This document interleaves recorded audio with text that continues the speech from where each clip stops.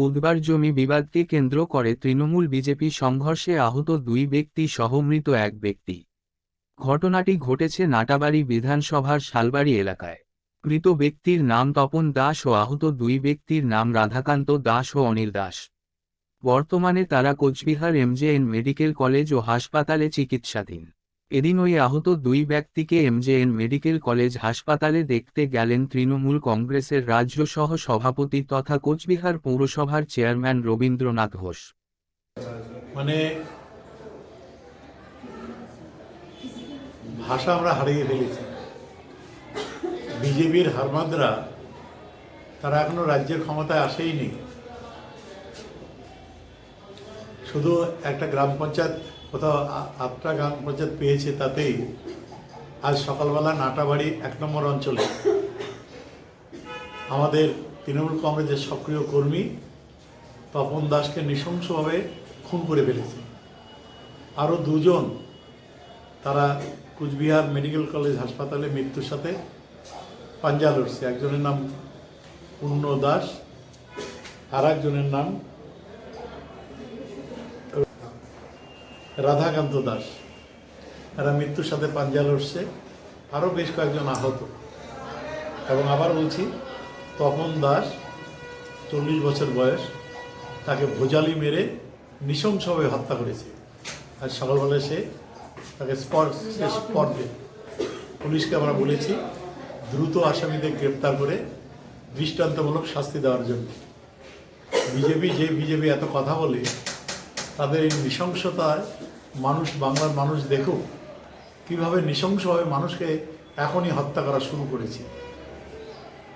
এর তীব্র নিন্দা করছি এবং দোষীদের দ্রুত গ্রেপ্তার করার জন্য আমি পুলিশ প্রশাসনের কাছে অনুরোধ জানাই। কি শুনলেন, কি নিয়ে বিবাদটা? এরা জমিটা চাষ করছে বহু বছর থেকে। অনেকদিন থেকে বিজেপির লোকরা ওটা দখল করতে চাচ্ছিল। সেটা আইন আছে, আদালত আছে, সেখানে বিচার চাওয়া যেতে পারে। কিন্তু কি নৃশংসভাবে হত্যা করা, মানুষকে খুন করা, ক্ষমতাই এখন রাজ্যের আসেনি। খুন করা এটা তো মেনে নেওয়া যায় না। এটা কি তৃণমূল কর্মী যারা আহত রয়েছে, যারা আহত এবং যিনি মারা গেছেন সবাই, এদের পরিবারে এরা সবাই তৃণমূল কংগ্রেসের সক্রিয় কর্মী।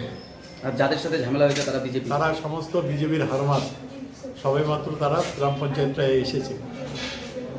যেদিন থেকে এসেছে সেদিন থেকেই অত্যাচার করা শুরু করেছে।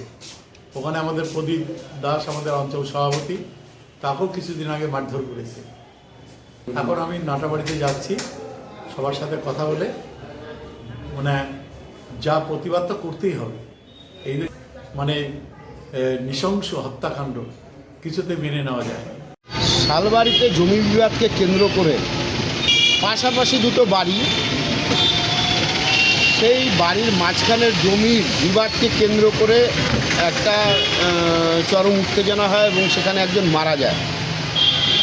দুজন গুরুতর আহত, তারা কোচবিহার মেডিকেল কলেজ হাসপাতালে মৃত্যুর সঙ্গে পাঞ্জা লড়ছে। প্রতিটি মৃত্যুই দুঃখজনক। পাশাপাশি খুবই পরিতাপের বিষয়, নাটাবাড়ির থেকে যিনি হেরে গেছেন বর্তমান চেয়ারম্যান রবীন্দ্রনাথ ঘোষ, উনি মেডিকেল কলেজে ওই রোগীদের দেখতে গিয়ে বিজেপির দিকে আঙুল তুলেছেন। খুবই আমরা আশাহত যে প্রতিটা ঝগড়ায়, প্রতিটা ক্যাচালে, প্রতিটা মার্ডার কেসে ওনারা পরিকল্পিতভাবে বিজেপিকে জড়িয়ে দেন। কারণটা হচ্ছে ওই জায়গার পঞ্চায়েত মানুষের আশীর্বাদে বিজেপির ঝান্ডা নিয়ে এসে ওখানে মানুষ আশীর্বাদ করাতে সে পঞ্চায়েত সদস্য নির্বাচিত হয়। একটা কলঙ্ক লাগানোর জন্য বিজেপিকে এই অভিসন্ধি ওনার, এটা খুবই দুর্ভাগ্যজনক। প্রতিটা মৃত্যু, আমি আবারও বলছি, দুঃখজনক। সেই মৃতের পরিবারের পাশে আমরা আছি, সমবেদনা জানাই এবং যারা হাসপাতালে ভর্তি আছে তাদের দ্রুত আরোগ্য কামনা করি। পাশাপাশি প্রতিটা ঝামেলা, ক্যাচাল, মারপিট এবং খুনকে যেন বিজেপিকে না জড়ায় এই খুনের সঙ্গে, এটা আমার অনুরোধ থাকলো।